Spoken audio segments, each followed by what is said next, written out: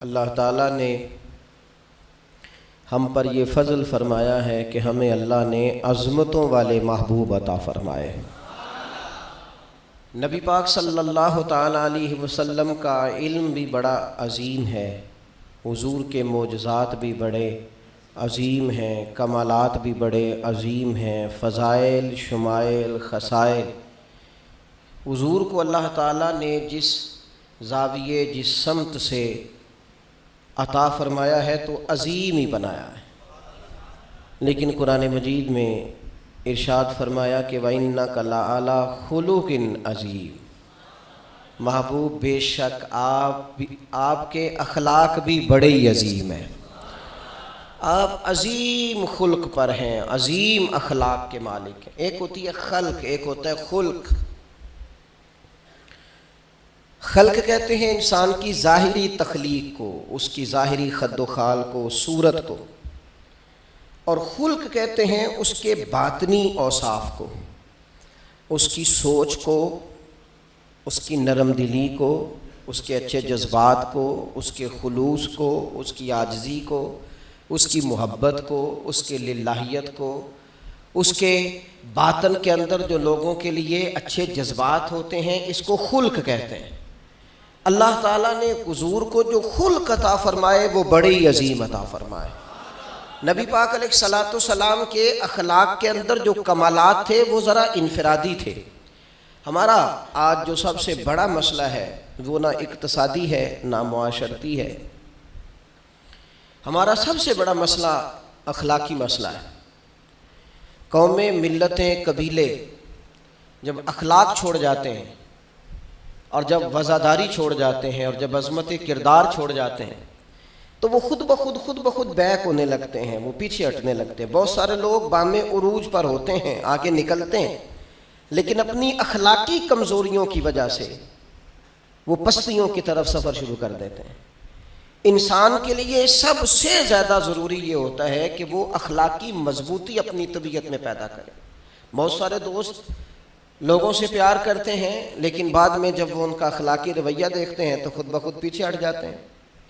ایک ہوتا ہے دوست کا ہونا، احباب کا ہونا، ایک اپنے قریبی لوگ بھی، بہن بھائی بھی اور اولاد بھی انسان کی اخلاقی کمزوریوں کی وجہ سے اس سے پیچھے ہو جاتی ہے۔ جب تک رویے میں، مزاج میں اخلاقی بلندی پائی جاتی ہے، نبی پاک صلی اللہ تعالیٰ علیہ وسلم نے فرمایا تم میں سے بہترین مسلمان وہ ہے جس کے اخلاق زیادہ اچھے ہیں، جس کی عادات زیادہ عمدہ ہیں، جو عظمت کردار کا حامل ہے۔ مزاج میں وفاداری ہونی چاہیے، مزاج میں خیر خواہی ہونی چاہیے۔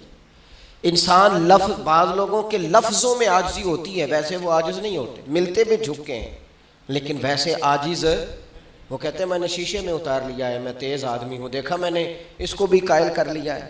وہ لفظوں کے لحاظ سے، جھکاؤ کے لحاظ سے عاجز ہوتے ہیں، فی نفس سے ہی عاجز نہیں ہوتے۔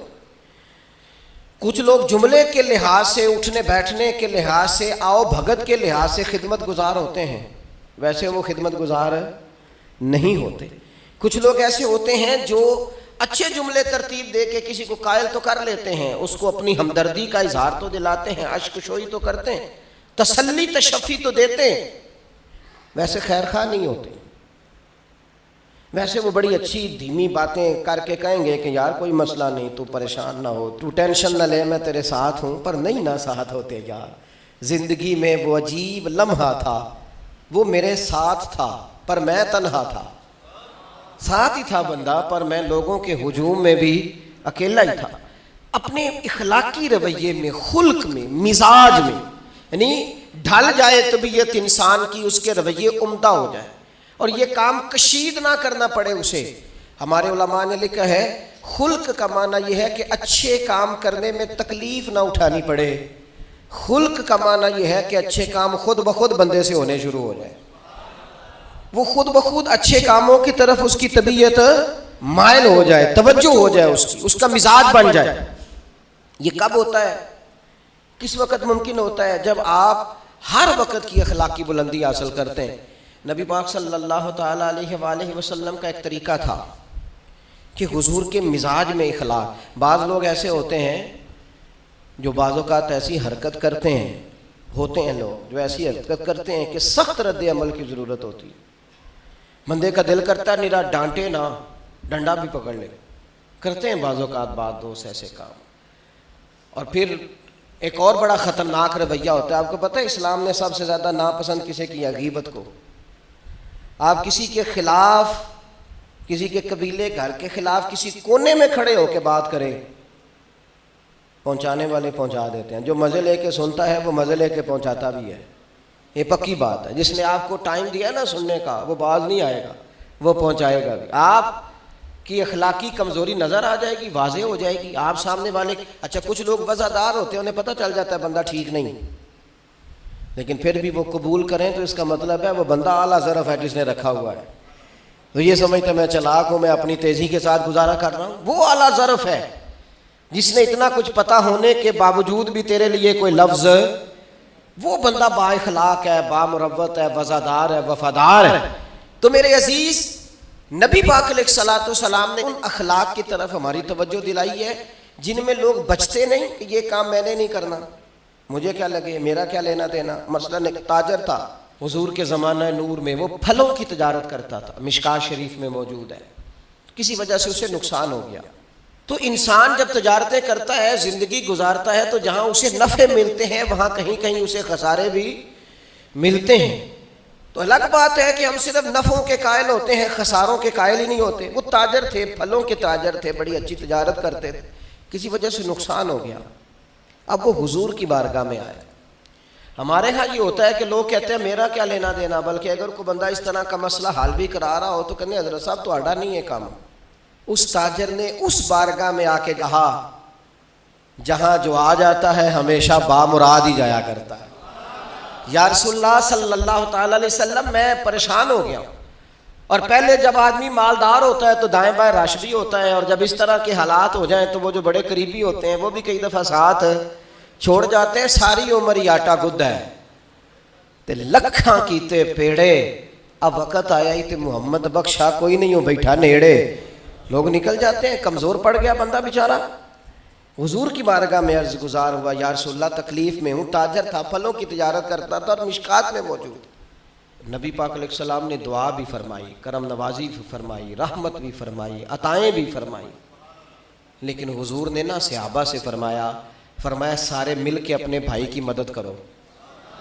تھوڑے پیسے کسی نے دیے، تھوڑے کسی نے دیے، تھوڑے کسی نے دیے، مل کے. اور ایسے لوگوں سے جو لوگ بڑے اس کام کے لیے ہر وقت ذہنی طور پر تیار رہتے تھے، ان لوگوں سے کہا اس کے ساتھ چلو. لیکن اس کا قرضہ ابھی بھی جتنا چڑھ گیا تھا اتنے پیسے جمع نہیں ہوئے تھے. اللہ کرے میں آپ کو سمجھاؤں، یہ بھی اخلاقی بلندی والا کام ہے کہ کسی شخص کی کمزوری میں اسے اٹھانا، گرتے ہوئے کو سنبھالنا، پھسلنے والے کو سہارا دینا، بکھرنے والے کو بکھرنے سے بچا لینا، ٹوٹنے والے کو ٹوٹنے سے بچا لینا، پریشان ہو جانے والے کو سمیٹ لینا. اللہ کے پیارے رسول صلی اللہ تعالی علیہ وسلم نے فرمایا اپنے بھائی کی مدد کرو. لوگوں نے مدد کی، لیکن اس حد تک اس کے پاس پیسے نہ ہوئے جتنا اس کا قرضہ تھا. اب حضور نے ان لوگوں کو بلایا جن کے اس نے پیسے دینے تھے، اور پیسے دینے والوں سے کہا کہ اس کے پاس اتنے ہیں، اتنے لے لو، اور چلو تم بھی کچھ نیکی کرو، کچھ لے لو کچھ چھوڑ دو. یہ کون کرا رہا ہے؟ رحمت للعالمین نبی. اور ہمارا جب کوئی بندہ اس طرح الجھ جاتا ہے پھر تو وہ ساڑھا لگ ہی کچھ نہیں نا. اتنے دنوں تک نہ رشتہ داری ہوتی ہے، نہ دوستی ہوتی ہے، نہ تعلق. وہ تیری آنکھ ہو یا سنگ ملامت کی چبھن، کون پہنچا ہے میرے درد کی گہرائی تک. دور شہرت میں تو یاروں نے کیا یاد بہت، پر ساتھ آیا نہ کوئی کوچہ رسوائی تک. جب حالات خراب ہوتے ہیں تو سب سے پہلا کام یہ ہوتا ہے میرا تعلق کوئی نہیں، اور جب ٹھیک ہوتے ہیں تو پھر بڑی لمبی رشتہ داری نکلتی ہے. ہو کہتے ہیں وہ بڑی دور کے میرے قریبی تعلقات ہیں، وہ بڑا دور کا رشتہ ہے میرا، بڑا قریبی لین دین ہے. تو بڑی عمدگی سے لوگ، بڑی دور شہرت میں تو یاروں نے کیا یاد بہت، پر ساتھ آیا نہ کوئی کوچہ رسوائی تک. جو عرض کرنے جا رہا اس پر آپ نے زیادہ غور کرنی ہے کہ اگر کوئی آدمی گر رہا ہو تو گرتی دیوار کو دھکا نہیں دینا، اسے سنبھالنا ہے. اس شخص کو وہ یار حالات ہو جاتے ہیں اوپر نیچے، انسان کمزور پڑ جاتے ہیں، راہ چلتے چلتے کئی دفعہ گاڑی کا صرف پیٹرول ہی ختم نہیں ہوتا، جو مفت میں پانی ملتا ہے کئی جگہوں پہ وہ بھی ختم ہو جاتا ہے، اور قریب قریب اس کی بھی کوئی شناخت نہیں ہوتی۔ کئی دفعہ صرف اور صرف پیٹرول کا مسئلہ ہی نہیں ہوتا، وہ جو 20 روپے میں ہوا ٹائر میں بھری جاتی ہے کئی جگہوں پہ وہ بھی نہیں ملتی۔ تو تسلی کے لیے اخلاقی رویہ یہ ہونا چاہیے کہ اگر کوئی بندہ کہیں کمزور پڑ رہا ہے، گر رہا ہے، تو اس کی اس کمزوری پر اسے تھاما جائے، اس کی حوصلہ افزائی کی جائے، تسلی دی جائے۔ لیکن ہمارا یہ ماحول نہیں ہوتا۔ میں اکثر کہتا ہوں دوستوں سے کہ جو آدمی اپنے گھر کی تیسری منزل شروع کرتا ہے نا، تیسرا لینٹر ڈالتا ہے، اسے سارے جا کر بھائیا کو کم ہو جاتے دسی، بھائی ہونے کیوں دسنا ہے، مالدار آدمی ہے تیسرا لینٹر ڈال رہا ہے۔ لیکن وہ بیچارہ غریب آدمی جو بالے ڈال رہا ہے اور لکڑی کی چھت ڈال رہا ہے، وہ اگر کسی سے جا کے کہتا ہے نا تھوڑی امداد کرا دے میرا کام رک گیا ہے، تو کہتے ہیں آپ نے پہلے بتانا تھا، اب تو نہیں نا، مطلب وہ تو بڑی پرانی بات تھی، وہ تو میں نے بانٹ دیا، رمضان میں بڑا کر دیا، فلانی جگہ بڑا کر دیا۔ یہ لہجہ درست، یہ اخلاقی رویہ نہیں۔ درد دل اور چیز کا نام ہے، خیر خائی اور چیز کا نام ہے۔ وہ کسی نے کہا تھا کہ پلا کر گرانا تو سب کو آتا ہے، مزہ تو تب ہے کہ گرتوں کو تھام لے ساقی۔ کوئی گر رہا ہو اس کا بازو پکڑنا، اس میں مزہ ہے، اس میں لطافت ہے، اس میں حسن ہے۔ اور ایک دوسرا اخلاقی رویہ جس کی بہت زیادہ ضرورت ہے، جو ہمارے زیادہ ساتھ ہوتے ہیں نا، غلطیاں بھی انہوں نے ہی کرنی ہوتی ہیں۔ جو آپ کے ساتھ نہیں انہیں آپ کو معاف بھی نہیں کرنا پڑتا۔ معاف کسے کرنا پڑتا ہے؟ معاف کسے کرنا پڑتا ہے؟ اپنے خادم کو۔ اگر آپ آفیسر ہیں تو اپنے ملازم کو۔ معاف کسے کرنا پڑتا ہے؟ اپنے بہن بھائیوں کو، رشتہ داروں کو، اہل خانہ کو۔ معاف کسے کرنا پڑتا ہے؟ اپنے شاگردوں کو، ارادت مندوں کو، دوست احباب کو، اپنوں کو معاف کرنا ہوتا ہے۔ کسی کے ساتھ آپ کا کئی دفعہ دوست آ جاتے ہیں، میں عمرے پہ جا رہا ہوں، کوئی غلطی ہوئی تو معاف کر دینا، تو میں کہتا ہوں مجھ سے آپ کیا معافی مانگیں گے، آپ ادب سے مل کے چلے جاتے ہیں۔ جن کے ساتھ آپ کا اٹھنا بیٹھنا ہے ان سے معافی مانگیں۔ جو زیادہ قریب رہیں گے غلطیاں بھی تو وہی کریں گے نا، جو روز مانتے ہیں، کسی وقت سستی بھی دکھاتے ہیں۔ تو معاف تو کرنا ہوتا ہے اپنوں کو۔ ایک خاص بات کروں آپ سے، بیٹیوں کو معاف نہیں کرنا پڑتا، معاف بہو کو کرنا پڑتا ہے۔ کر کے تو دیکھو نا یار، ایک معیار ہے بیٹی کے لیے، وہ بیاہ کے کسی جگہ گئی ہے، اس کی شکایت آئی ہے، تو ہمارا جواب یہ ہے کہ ابھی بچی ہے، سیکھتے سیکھتے سیکھ جائے گی۔ یہ جواب بنائیں بہو کے لیے۔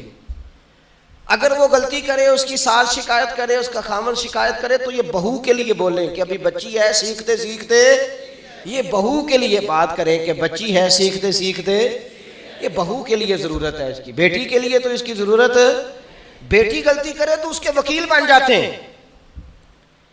ساری زندگی ساس سسر اپنی بیٹی کے وکیل رہتے ہیں اور اپنی بہو کے جج بنے رہتے ہیں۔ اس کے لیے فیصلے سناتے ہو، اس کی وکالت کرتے ہو، یہ بیٹی نہیں کسی کی، اس کے جج بن گئے ہو، اس کے حق میں فیصلوں کا اعلان ہے، اس کے لیے وکالتوں کا اعلان ہے۔ چھ معنی دار مسلمان کا یہ اخلاقی رویہ نہیں ہوتا۔ نبی پاک علیہ الصلوۃ والسلام نے ہمیں سبق دیا ہے، جو قریب رہنے والے ہیں انہیں تو معاف کرنا ہے، دوسرے کو تو معاف کرنا ہی نہیں پڑتا۔ اپنوں کو ہی تو معافی کی ضرورت ہوتی ہے، چونکہ اپنوں نے ساتھ رہنا ہے۔ حضرت انس بن مالک رضی اللہ تعالیٰ عنہ یہ بڑے خوش نصیب خوش بخت انسان ہیں۔ کہتے ہیں میری اماں خود مجھے حضور کی بارگاہ میں چھوڑ گئی تھی کہ یا رسول اللہ یہ آپ کی خدمت کرے گا۔ کہتے ہیں میں نے 10 سال حضور کی نوکری کی ہے، نبی پاک نے کبھی اوف بھی نہیں کہا۔ بلکہ بخاری مسلم میں ایک انوکھی بات موجود ہے، فرماتے ہیں مجھے ایک دن حضور نے فرمایا جا یہ کام کر کے آ۔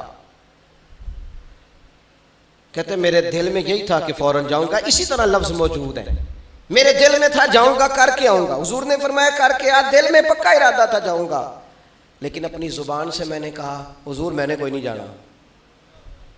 یہ کیوں بات کی؟ یہ ذرا لاڈ کے ساتھ کی، یہ ذرا ناز کے ساتھ کی، یہ ذرا نا محبت کے ساتھ کی، یہ ذرا حضور جو پیار کرتے تھے نا اس پیار کو سامنے، حضور میں نے نہیں جانا۔ تو کہتے ہیں حضور تھپکی دے کے، یہ غلام سے بات ہو رہی، حضور فرمانے لگے چل نہ تجھے کہا ہے نہ جا کر کے آ۔ کہتے میں چلا گیا، اسی ارادے سے گیا تھا جاؤں گا، لیکن رستے میں جب میں گیا تو بچے کھیل رہے تھے، میں نے بھی کھیلنا شروع کر دیا۔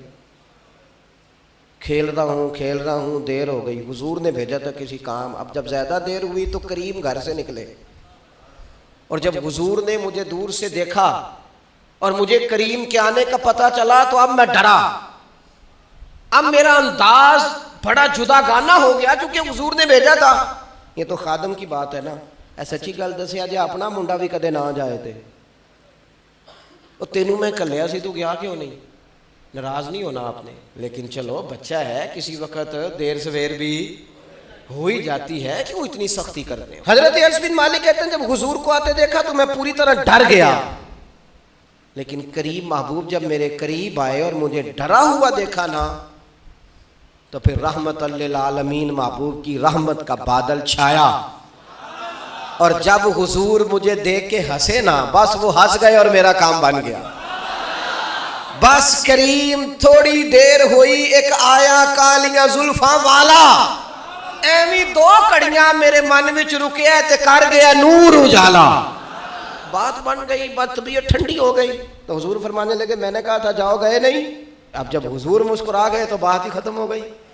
یا رسول اللہ صلی اللہ علیہ وسلم جانے لگا ہوں، تو حضور نے پھر شروع سے بات شروع کر دی، حضور جانے لگا ہوں، فرمایا جا دوڑ کے آ، پھر جو کہا تھا وہ کر کے آ۔ لیکن وہ بیچ میں جو دیر ہوئی تھی، وہ جو لیٹ ہوئی تھی، اور جو میں کہہ کے آیا تھا میں نے نہیں جانا، حضور نے اس بات پر مجھ سے کوئی سختی نہیں کی۔ میرے عزیز، اپنوں نے تو غلطی کرنی ہے، معاف کس کو کرنا ہے؟ اپنوں کو، لیکن ہم نے باہر ساری دنیا کو معاف کر دیا ہے، اپنوں کو ہم معاف کرنے کو تیار نہیں۔ اپنوں کو معاف کرنا ہے، اپنوں سے درگزر۔ اور پھر آپ اگر کوئی دینی تعارف رکھتے ہیں، آپ نمازی ہیں، آپ حاجی صاحب ہیں، آپ بزرگ ہیں، آپ شیخ ہیں، تو پھر تو آپ کے اخلاق میں اور زیادہ وسعت ہونی چاہیے۔ جیسے جیسے بندے کی عمریں بڑھتے جائیں نا ویسے ویسے اسے میٹھا ہونا چاہیے، کڑوا نہیں ہونا چاہیے۔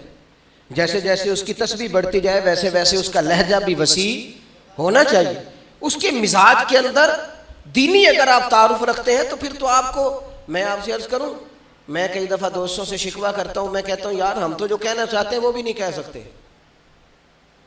ہم تو سونا چاہتے ہیں ڈھب سے سو نہیں سکتے، ڈھونڈتے پھرتے ہیں جگہ ملے کوئی آرام کرنے کو۔ کیوں؟ اس لیے کہ دینی تعارف رکھتے ہیں۔ آپ نے وہ دعویٰ ہی نہیں کرنا تھا، یہاں تے چٹی چادر لا دے نا کڑیے تے پین فقیراں دی لوئی، چٹی چادر تے پھر داغ لگیندا ہی تے لوئی نو داغ نہ کوئی۔ جب آپ کا دعویٰ ہے کہ ہم نے کام کرنا ہے اور بڑی اوپر والی سطح پہ کرنا ہے تو پھر آپ آرام ڈھونڈتے پھریں، پھر آپ قرار ڈھونڈتے پھریں، تو یہ تو دو باتیں ہو گئی۔ ایک بات کرنی پڑے گی، دینی تعارف رکھنے والے آدمی نے اگر اس نے دین سکھانا ہے اپنے بچوں کو، اپنے گھر والوں کو، تو حسن اخلاق سے سکھائے گا۔ وہ اگر ڈنڈا پکڑ لے ہر وقت، سختی بھی کریں جہاں ضرورت ہو، لیکن اگر اس کا لہجہ ہی ہمیشہ کے لیے تلخ ہو جائے گا تو وہ کبھی بھی دین سکھانے میں کامیاب۔ انسان بہت سارے دینی غلطیاں کرتے ہیں، میں بہت سارے لوگوں کو دیکھتا ہوں وہ اس طرح تنقید کر رہے ہوتے ہیں جیسے انہوں نے پہلے اسے پورا درس نظامی پڑھایا ہے، اصول پڑھائے ہیں، تو اب غلطی کر رہا ہے تو تنقید کر رہے ہیں۔ بھئی عام آدمی ہے، اس سے غلطی ہوگی، بڑی اہم بات بھی، بہت بڑا آدمی بنیادی بات سے بھی کسی وقت ناآشنا ہو سکتا ہے، لیکن آپ کے لہجے میں سختی ہے، آپ بات کرتے ہیں تو تلخ کرتے ہیں، آپ سے کوئی دینی کلام کیا جاتا ہے تو آپ سخت ہیں۔ دینی لوگوں کو چاہیے کہ وہ دین سکھائیں تو اس میں بہت زیادہ اخلاق کا خیال رکھیں۔ غلطیاں کریں گے لوگ، اگر آپ عالم ہیں اور آپ کے پاس کوئی دینی معلومات ہیں تو پھر آپ کو اس کی خوبصورتی کا بھی پتہ ہونا چاہیے۔ آپ نے حضرت معاویہ بن حکم رضی اللہ تعالیٰ عنہ کہتے ہیں میں نے حضور کی مسجد شریف میں نماز پڑھی تو ایک شخص کو نا چھینک آئی، یہ بھی بخاری مسلم میں موجود، تو میں نے نماز میں کہہ دیا یرحمک اللہ، یہ چھینک آنے کا جواب ہوتا ہے، میں نے یہ نماز میں کہہ دیا، تو بہت سارے لوگ مجھے گھورنے لگ گئے، کچھ نے اپنے ہاتھ بھی مارے زانوں پر کہ یہ کیا کر رہے ہو، نماز میں بول رہے ہو۔ فرماتے ہیں نماز مکمل ہوئی اور یہ لفظ ہے حضرت معاویہ بن حکم رضی اللہ تعالیٰ عنہ کے، فرمانے لگے قسم اللہ کی میں نے حضور سے بہتر سمجھانے والا نہ پہلے کبھی دیکھا ہے نہ بعد میں کبھی دیکھا ہے۔ فرماتے ہیں نہ حضور نے مجھے مارا نہ ڈانٹا، بلکہ جس طرح ایک بچے کو گویا ٹریٹ کیا جاتا ہے، سمجھایا جاتا ہے، حضور فرمانے لگے اللہ کے بندے نماز میں کوئی اور بات نہیں کرنی چاہیے، صرف اللہ کی تسبیح پڑھنی چاہیے، اس کے اسماء کا ذکر کرنا چاہیے یا قرآن پاک پڑھنا چاہیے، نماز میں کوئی اور کلام کرنے کی اجازت نہیں ہے۔ ہمارے ہاں لوگ دینی مسئلہ سمجھاتے ہیں تو اتنا ان کے مزاج میں تلخی ہوتی ہے بعض اوقات، اللہ ماشاءاللہ.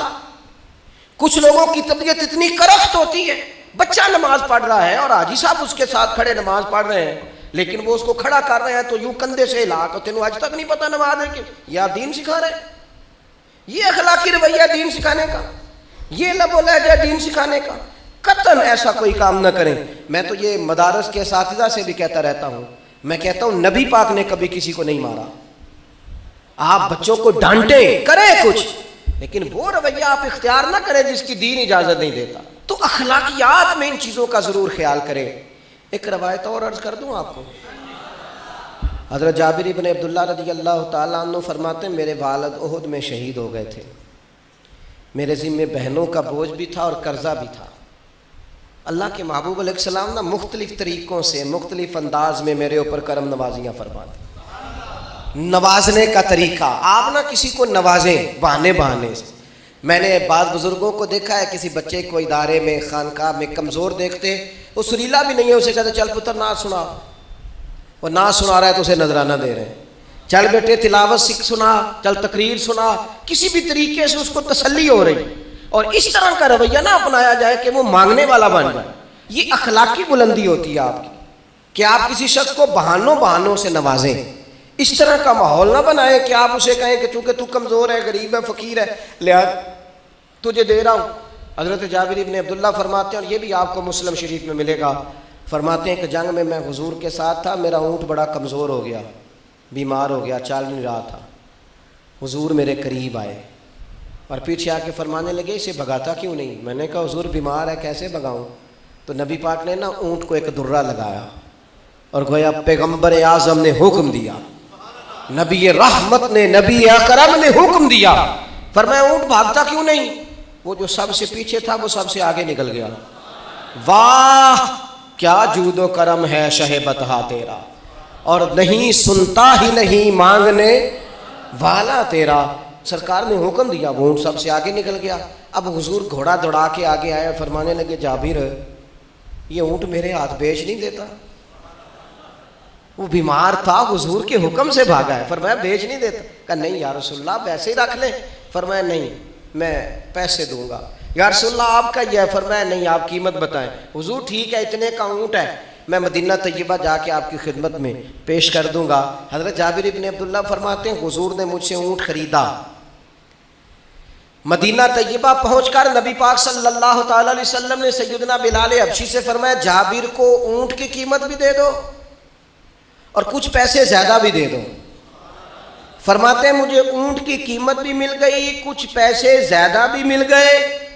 اور جب میں حضور کی بارگاہ میں حاضر ہوا اونٹ پیش کر کے اور قیمت لے کے جانے لگا تو حضور فرمانے لگے جابر جانا نہیں، قیمت بھی تیری ہے، اونٹ بھی تیرا ہے.